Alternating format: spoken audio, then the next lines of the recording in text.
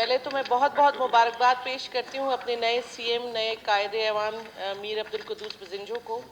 और बहुत सी उम्मीदों के साथ कि हमने पहले भी देखा कि जो 6 माह उन्होंने पहले एज अ सीएम काम किया तो आवाम ने उनको बहुत सराहा,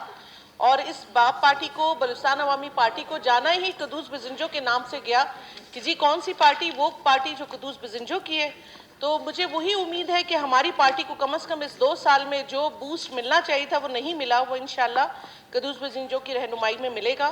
और इसके साथ साथ एक चीज़ जो मैं ख़वातीन के हवाले से कहूँ कि मेरा ख्याल है ख़वातीन में टैलेंट और कारकर्दगी की कोई कमी नहीं, लेकिन लास्ट 3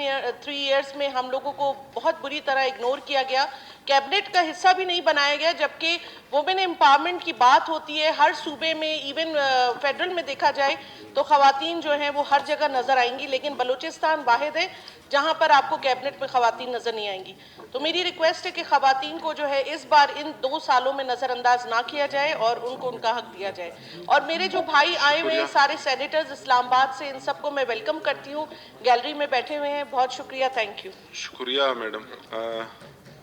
अख्तर हुसैन लागो साहब।